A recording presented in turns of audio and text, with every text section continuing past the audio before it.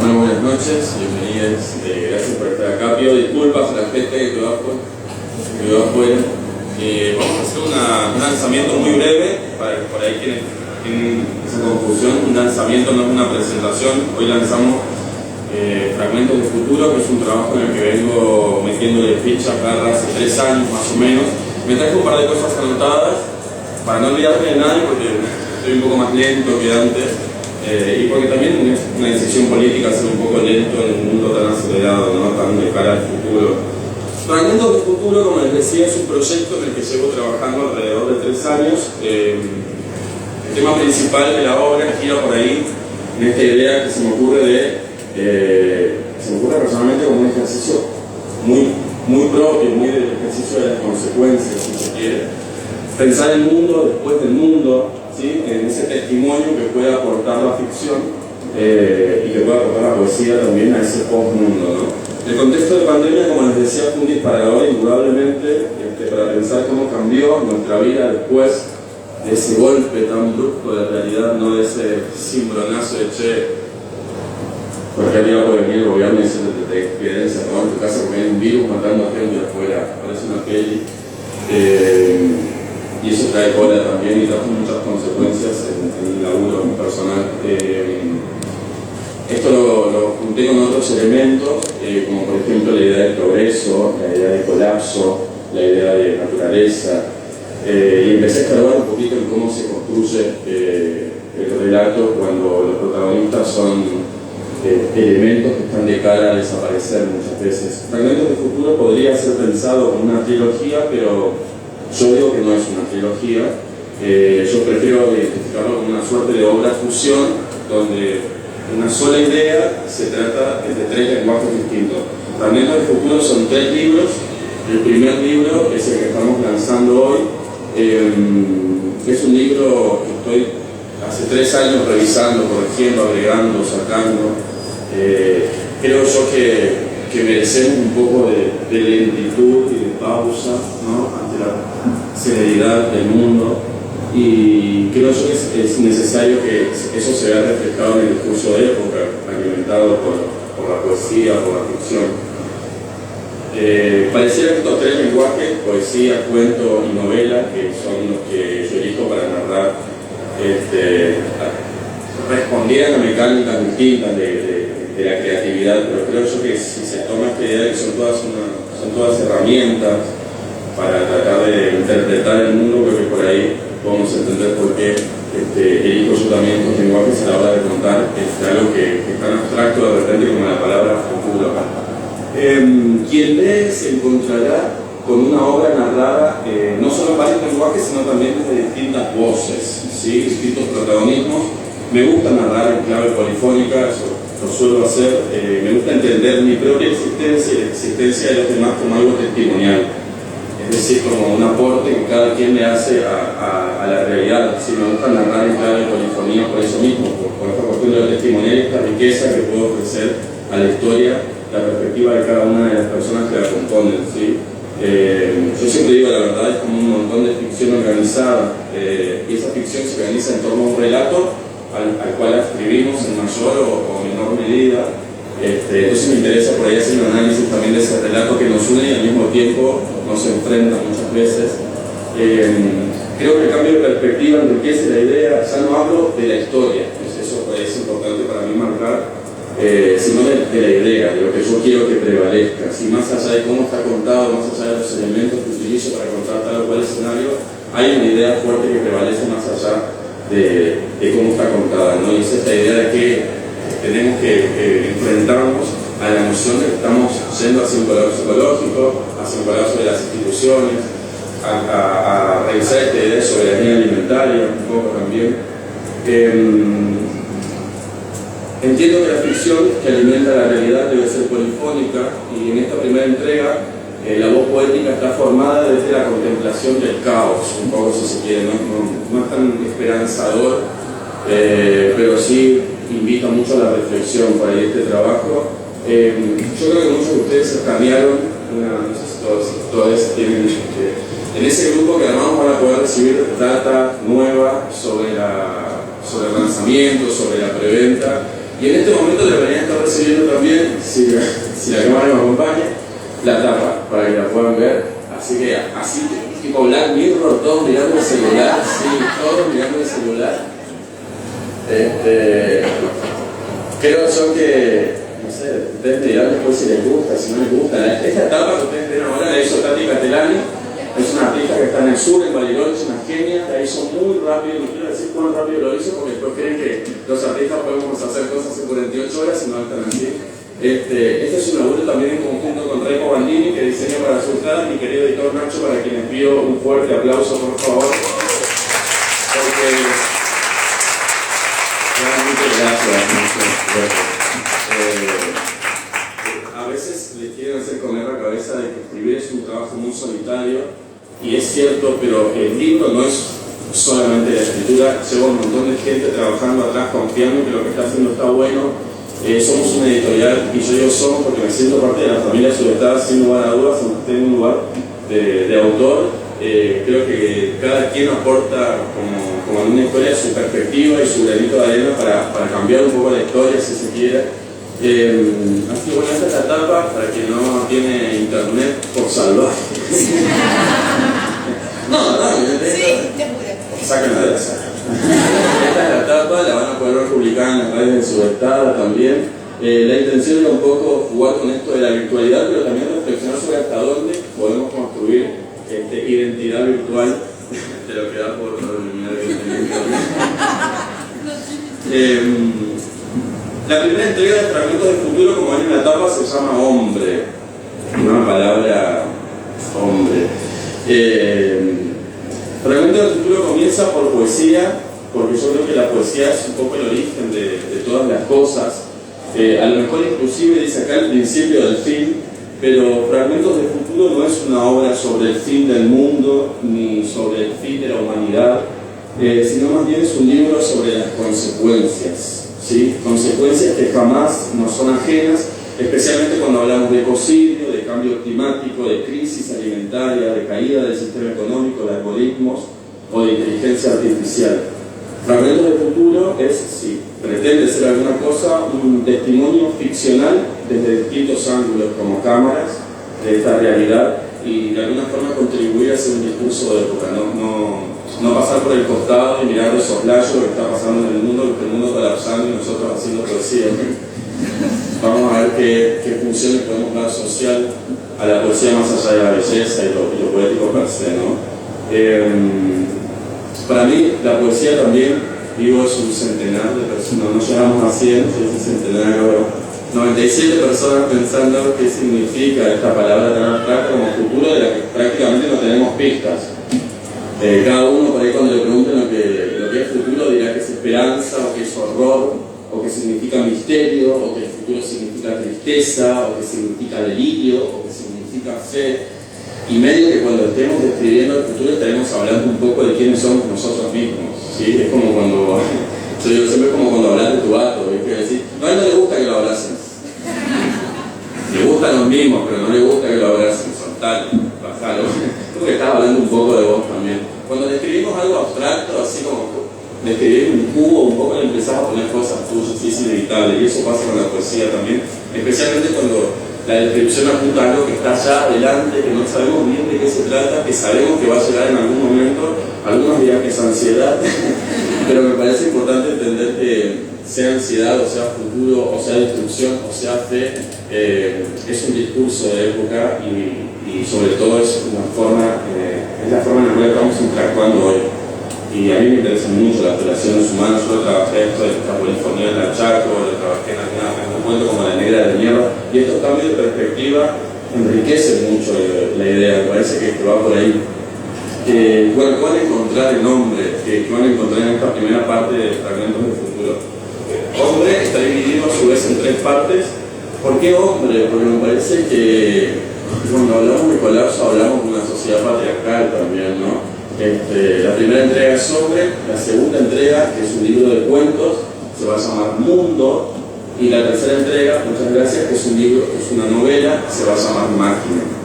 Y hasta ahí llegamos con la distopía, pues estoy hace 3 años en una casa incendiada y recién ahora estoy terminando alguna novela, estoy terminando los cuentos, son procesos largos porque yo Como les decía antes, el mundo está acelerado, vos tenés este mandato de hiperproductividad que apareció con la pandemia y que de repente se quedó instalado en mucha gente, y yo creo que hay que darle a la poesía, a la novela, al texto en general, el tiempo para madurar, el tiempo para poder volver a él con otra mirada, habiendo aprendido otras cosas y criticar lo que uno mismo ha escrito en su momento.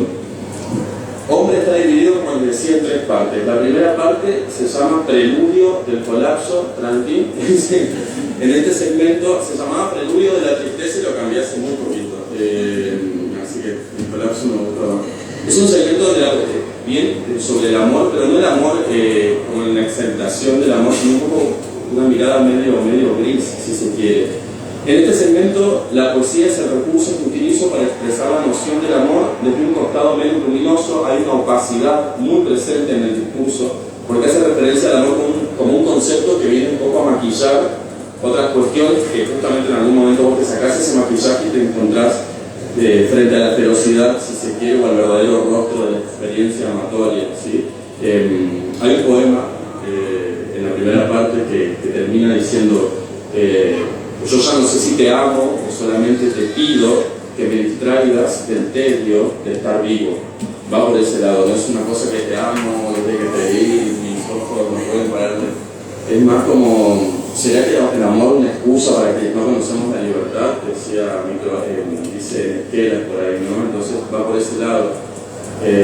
Y también el amor como la única posesión de los desposeídos, que es una idea que trabaja en los amores urgentes. O sea, hay como toda una revisión de la obra que lleva tiempo y que por respeto a quienes compran libros todavía me parece importante ese trabajo previo a una edición, a una publicación. Tiene que estar para la feria, tiene que estar para la Navidad, tiene que estar. El libro está cuando la idea está completa y bien resguardada y bien construida, me parece.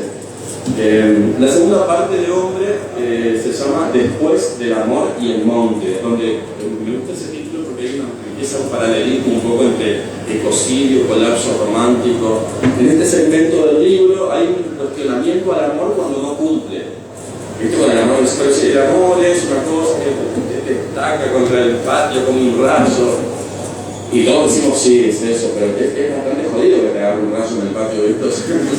Muy poético, pero si te agarra un rayo en el patio estamos jodidos, en los hospitales no hay insumos en el colapso.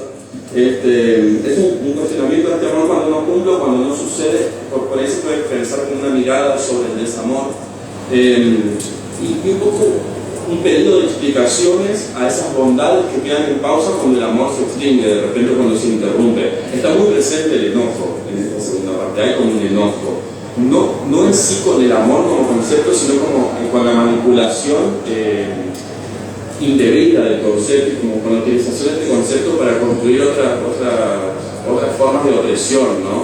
Se utiliza mucho el concepto de amor para construir opresión. Desde las redes de mandalas de la abundancia, viste, con la excusa del amor y la abundancia te sacan $1.440. A mí me pasa todavía, entonces hay un enojo con eso, ¿no? Con este mal uso del amor. Como uno se puede enojar cuando se pega un martillazo en el dedo, o sea, va por ese lado también, ¿no? Creo que aquí se da el germen del encuentro entre los conceptos de desamor y colapso, porque ambos eventos, creo yo, pueden describirse muchas veces con las mismas palabras, con la inacción, con la devastación, con la codicia, inclusive con la palabra muerte, convengamos que muchas veces el mal amor o esa idea arrebatada del amor lleva a escenarios muy terribles, que en algún momento quisimos maquillar también como decir crimen pasional, y no, en realidad es como mucho más complejo. Y después del amor y el monte justamente ensambla estos conceptos. Después del amor, después del monte, toda esta desolación, es como la primera puerta, digamos, de entrada a la poesía que empecé a trabajar, que es esta poesía distópica ecologista, si se quiere, que yo lo digo así para saber mirar lo que hizo en distópico, no es idea mía, estamos de acuerdo, hay muchos autores y autoras que lo pueden encontrar. Yo me centré en 2 autores chilenos para trabajarlo porque me pareció muy interesante lo que proponían, no les voy a contar. Como les decía, ambos eventos pueden describirse con las mismas palabras y después del amor y el monte ensamblan justamente estos conceptos para ver cuál es el lugar que tienen ambos conceptos frente a la mirada autoral o qué puede ofrecer el autor para describir desamor y para describir desmonte.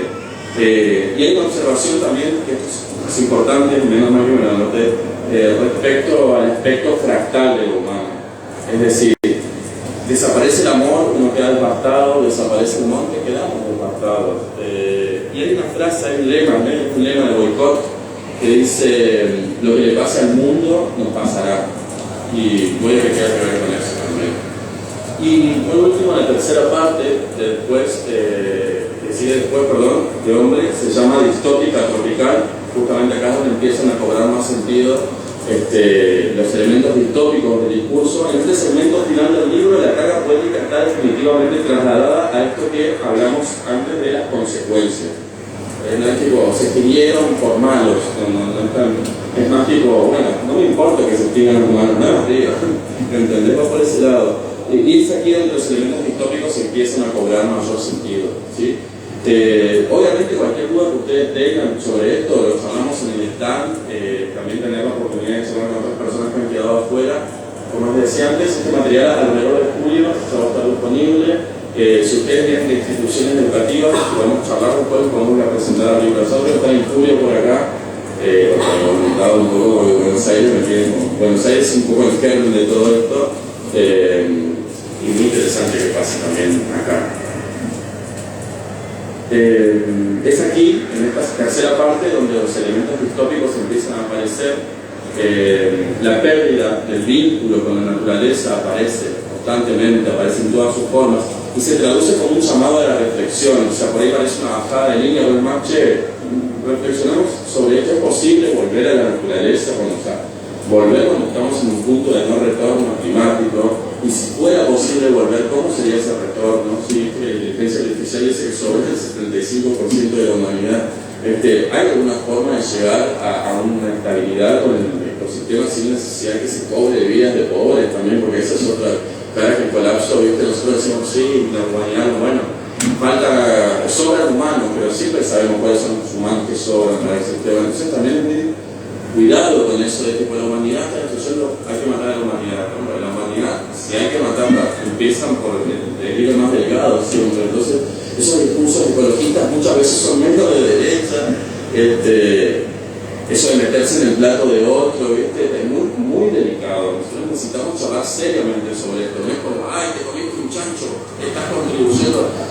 Es mucho más complejo que eso, meterse en el plato de una persona, y aparte siempre se mete en el plato de que chancho con polenta y no caviar de las Antillas, ¿entendés? Porque nosotros estamos como una tarada separando el cartón del plástico, del vidrio, y después, ¿viste? Elon Musk te dice, me voy a Marte, ¿sabes? Te dejo acá todo el dióxido de carbono. Entonces, la guerra contra el ecocidio también es un poco identificar que el enemigo es este gran rico, este gran millonario, que es un grupo de 1000 personas alrededor del mundo que tienen todos los recursos, que ensucian todo. Y nosotros somos el after, como dice uno de los poemas del texto del libro, somos el after de una fiesta a la que no nos invitaron. Entonces, queremos seguir siendo, ¿viste? Eso, queremos seguir ocupando ese lugar. Sigo. Vicente Huidobro dice en Alcázar, piensa en un mundo donde habrá veredas frutales, pero él también dice que en ese mundo solo existe lo aprovechable. Es un mundo donde ya no quedan animales y donde el hombre hormiga es una cifra, un número que se mueve, que sufre, que baila. Este Huidobro, tremendo, no sé si escucharon la lección al Alcázar, es un montón. Y creo que es una palabra muy interesante de cómo la humanidad se dirige como cayendo hacia su paracaidismo, como cayendo en un foso. Entonces es muy interesante lo que plantea el chabón de que a lo mejor en un mundo podamos tener acceso a estos frutales y demás, y a un mundo ideal, a una utopía, pero ¿cuál es el costo de la utopía? Porque a veces la utopía de los ricos es el sufrimiento de ella es triste, por eso muchas veces la utopía de los ricos está construida sobre el sufrimiento de la marginalidad también, ¿no? Este trabajo podría inscribirse dentro de una poesía distópica ecologista, algo que no es nada novedoso, ya se ha visto, particularmente en Oscar Hahn, en Gonzalo Millán. Hay un texto de Oscar Galindo que hace un análisis muy interesante de la obra para análisis de la literatura hispanoamericana, y yo encontré muchos paralelismos con mi trabajo, por eso me aprendí de ahí también. Hay algo que se replica en mi trabajo que tiene que ver con esto de la imposibilidad de la plenitud propia en la ciudad moderna. Hay un poema de Oscar Kahn que es muy bello, que se lo voy a leer muy brevemente, es muy breve, perdón, se lo voy a leer muy rápidamente, que se llama Televidente. Dice: aquí estoy otra vez de vuelta en mi cuarto de Iowa City, tomo a sorbos mi plato de sopa Campbell. Frente al televisor apagado, la pantalla refleja la imagen de la cuchara entrando a mi boca, y soy el aviso comercial de mí mismo, que anuncia nada para nadie. Me parece increíble porque es básicamente como la reproducción del hombre viviendo dentro de una cajita, muy Black Mirror. Hay mucha influencia en mi trabajo. Acá también está Black Mirror, o sea, no me acuerdo de la pandemia, fue lo que a mí me atravesó para empezar a pensar estos mundos posibles después del mundo. Inclusive en Kant, Galindo lee un hecho muy interesante, que es que la historia de amor en la urbe, en la ciudad, se reduce a una metáfora de la sociedad de consumo tal cual. Y hay algo de eso que yo también lo trabajé en algún momento en Microalma. ¿Se acuerdan de Pasmo, donde la gente se saca fotos de torsos de rostros y otras aplicaciones para elegir amor, como quien escoge yogur en la góndola del supermercado sin prestarle atención a la fecha de vencimiento? Hay algo de la sociedad de consumo que se replica en experiencia amatoria dentro de la urbe, que es muy interesante. Si quieren, yo después, por ese mismo grupo de WhatsApp, les mando para que lean ese paper, es buenísimo. Yo no soy una persona que siempre viene con papers y demás, pero me parece interesante no encontrar respaldo en otros autores. No necesito el respaldo de otros autores que viene este muchacho. Sí necesito saber que no me está pasando esto nada más que a mí y que no soy un equito del centro gritando se acaba el mundo, se acaba el mundo.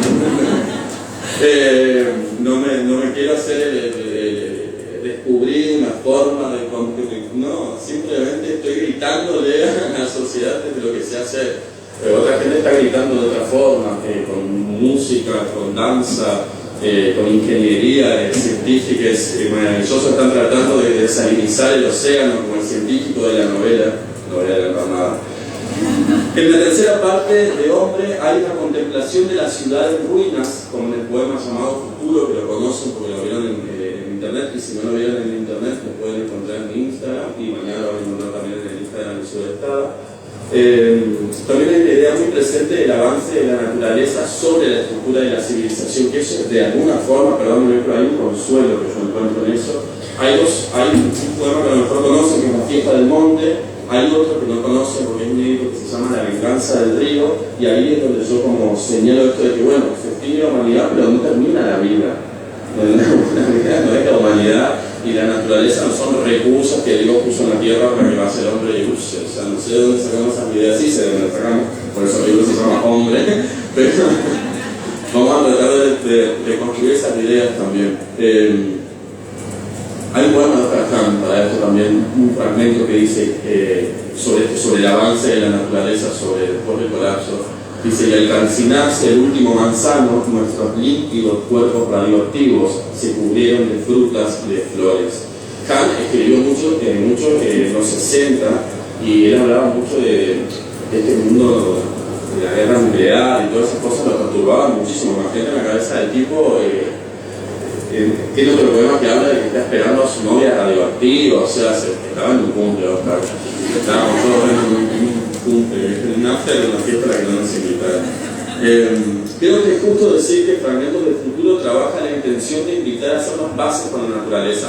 Y hablo de hacer las paces porque siento que le estamos haciendo la guerra a la naturaleza para sostener esta fiesta, justamente esta fiesta de gente que nos aborrece, o sea. Porque es real. Por eso en La fiesta del monte dicen que la guerra ha terminado, los animales, y por eso en el poema After trabajo esta idea de habitar la resaca de una historia que no nos pertenece, que no es una fiesta a la que no nos invitaron, porque así se dice en el poema. Pero en el libro de historia vamos a decir que fuimos la resaca de la historia, fuimos poco menos que televidentes de la historia. Me da una lástima, ¿viste? Entonces es hora de activar. Y muchas veces pasa eso porque no estamos organizados, ¿no? Porque no tenemos esto de poder dialogar con el de al lado. Nos instalan desde las pantallas de desconfianza, entonces es muy difícil organizarse. Hay que desconfiar un poco más de la pantalla y menos del vecino, en todo caso. Salvo que sea policía. Para cerrar, porque después vamos al stand, en la poesía de Gonzalo Millán, un breve comentario, hay unas descripciones muy intensas, muy interesantes sobre lo que sería el mundo después del mundo, porque él habla de carreteras vacías como arterias de cadáver, él habla del envase de una sociedad que se consumió a sí misma, es buenísimo. Él habla del deber de atravesar ciudades revueltas. Hay evidentemente en el imaginario latinoamericano huellas muy profundas de la dictadura, que es lo que le pasó a Millán. Su colapso tiene mucho que ver con los procesos dictatoriales y nosotros pasamos de memoria, de verdad y de justicia. Así que me parece que es algo que nos conecta también fuertemente con esta idea de colapso, ver cuántas veces nuestro mundo estuvo a punto de colapsar y qué hicimos para salvarlo. No es la primera vez que nos pasa, nosotros sabemos organizar, sabemos lo que significa armar un comedor en un barrio, sabemos lo que significa que te paguen con pabelitos de colores. Entonces, ¿qué tenemos ahora que no teníamos en ese momento? Una pantalla para cada uno. Bueno, no es casual, ¿viste? Es todo el tiempo intentar quebrar la comunidad. Y siempre vuelve renovado ese dictador. El dictador ya no va a venir con bota, va a venir con iPhone. Insisto en la urgencia de poner un poco más de presencia en el mundo real, en contribuir y construir una identidad y lazos más allá de lo digital. Una realidad polifónica habitada por muchas voces que nos siga resultando familiar, así como nos resulta familiar pasar el tiempo con nuestra familia, que nos siga resultando familiar comprar libros de papel y comprárselos a poetas de carne y hueso. Mucha gente habla con preocupación sobre la inteligencia artificial, sobre la capacidad potencial de llevarse toda la humanidad por delante, con esas capacidades que tiene, que al parecer no tienen límites. Yo creo que nos estamos espantando de nosotros mismos. ¿Por qué digo esto? Porque no tenemos miedo de lo que nos haga, por lo menos hoy, ¿no?, la inteligencia artificial. Nosotros tenemos miedo de lo que le vamos a dejar que nos hagan, ¿no? Porque dejamos que nos hagan tantas cosas por estar mal organizados, por estar mal comidos, por estar mal dormidos. Dejamos que nos hagan tantas cosas, por estar pasados de porno, de café, de merca. Compramos relatos porque nos quedan cómodos. Compramos relatos de confort. Y en eso de comprar relatos entregamos nuestra voluntad, y me parece terrible. Por eso creo que es importante entender que si quienes escribimos continuamos escribiendo con el corazón, algo nuestro va a quedar en la obra, y eso es irreemplazable. Eso es irreemplazable. Créanme que es irreemplazable. Darle a cada obra el tiempo que merece, sean 3 años, sean 5, por respeto a la idea. Por respeto a la idea. Para no apropiarme yo de una idea, si esta idea es mía, no. Esta idea existe y desde lo que yo construyo por mi trabajo apoyo esta idea de comunidad, esta idea de revisar un poco cómo nos estamos manejando frente a la naturaleza. Una inteligencia puede escribir un poema, puede escribir un libro de poesía, bien puede escribir un libro de poesía, puede escribir una colección de libros en 3 lenguajes diferentes que traten, yo creo que puede. Entonces, al fin de cuentas, dependerá de quienes escribimos poner un poco de nuestro corazón ahí, y de quienes leemos también preguntarnos si somos capaces de poner el corazón en algo escrito por un robot. Así que bueno, eso, muchas gracias.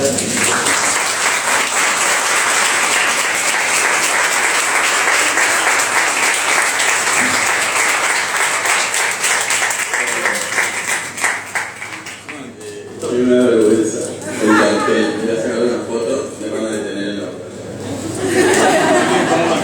Muchas gracias. Tenemos 5 minutos para eso. No, tenemos un grupo de WhatsApp donde no van a poder aportar, escribir, pero van a poder recibir información de primera mano. Les pueden sacar una foto al QR y pasárselo a mí, que no pudieron entrar, que no pudieron estar. Ahí van a recibir novedades del libro de primera mano, algún descuento puede ser de lanzamiento. Y a quienes no puedan comprar el libro, lo importante es que estemos acá y podamos compartir. Hoy firmé unas cuantas fotocopias, que también están identificadas esas personas. A veces firmamos fotocopias, a veces firmamos libros, a veces no se firma nada, a veces simplemente es una foto. Lo importante es que nos podamos organizar, que cortemos un poco con el ríe, vive, sueña, y tomemos el café de la mañana en una taza que diga organízate, que el mundo se nos viene encima. Muchas gracias.